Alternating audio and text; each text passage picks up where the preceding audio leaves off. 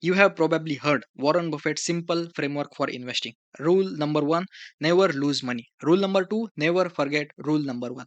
For a while, there, Tesla looked like the easiest money to be made in a generation.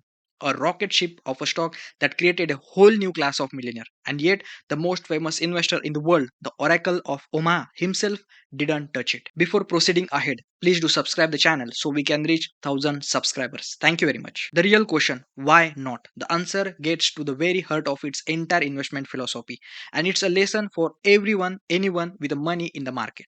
This isn't about being right or wrong on a single stock. It's about a disciplined framework that has been successfully guided billions of dollars for decades. Let's break down the three core pillars of his strategy that made it highly unlikely he would ever jump on the Tesla hype train. The first and the most important reason comes down to a simple idea Buffett called the circle of competence.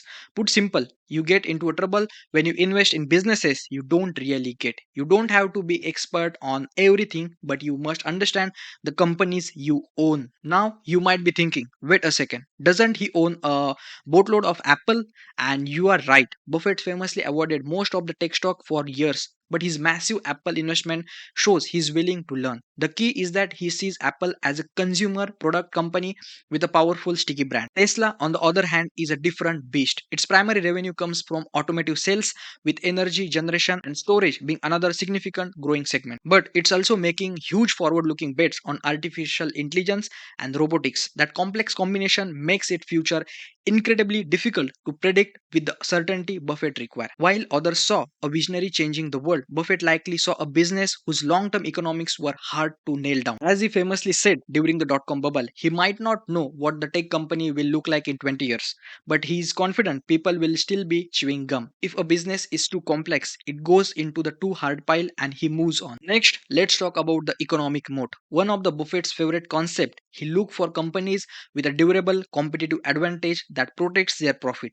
Like a castle surrounded by a wide moat. For years, Tesla had a powerful moat. Its brand was untouchable, its technology was ahead of the curve, and its exclusive superchargers network was a massive advantage. But for a Buffett style investor, the key question is always how durable is that moat? The global auto industry is brutally competitive. As a legacy automaker and a flood of new EV companies started billions pouring into catching up, Tesla's lead wasn't so clear cut anymore. A perfect example is that supercharger network. It was once a key differentiator, but Tesla has since opened its network and plug design, now known as North American Charging Standard (NACS), to the competitors like Ford, GM, and many others.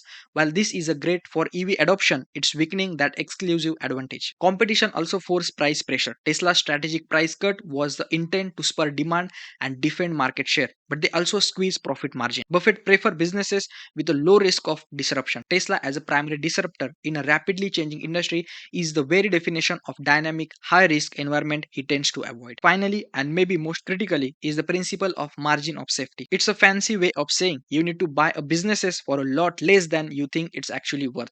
It's a cushion that protects you if things go wrong. Tesla stock has often traded at a breathtaking valuation. At its peak, its market capitalization dwarfed that of nearly all other major automakers combined, even while selling a fraction of the vehicles. Price that high isn't just optimistic, it bakes in assumption of decades of near perfect execution in challenging fields like autonomous driving and robotics, which remains commercially unproven. That's the polar opposite of a margin of safety. Paying that kind of premium leaves no room for error, delays, or competitive setback. From Buffett's point of view, buying Tesla would likely feel more like speculation than investing. His philosophy is built on protecting his downside first and letting the upside take care of itself. So, does this mean Buffett was wrong to skip Tesla? That's really the wrong question to ask. His decision wasn't a judgment on whether Tesla is a great company. It was a natural outcome of a disciplined, time tested framework that he has never strayed from. Since Buffett hasn't commented on Tesla in a great detail, this analysis is an interpretation of his philosophy. Based on that philosophy, Tesla was likely too complex for his circle of competence, its long term moat was questionable, and its high flying valuation offered no margin of safety. For Buffett, missing out on a massive outlier like Tesla isn't a failure of his strategy. It is the strategy. His method is designed for high probability, steady wins, not swinging for the fence on every pitch. The ultimate lesson here is powerful one. You don't have to play every game. The most successful investors aren't the one who catch every single winner. They are the one who define their own rules and have the discipline to stick to them. What are the core principles that guide your own investment decision? Let us know in the comment below. And if you want more deep dive into the minds of world's greatest investor, be sure to subscribe to the channel. See you in the next video. Take care. Bye bye.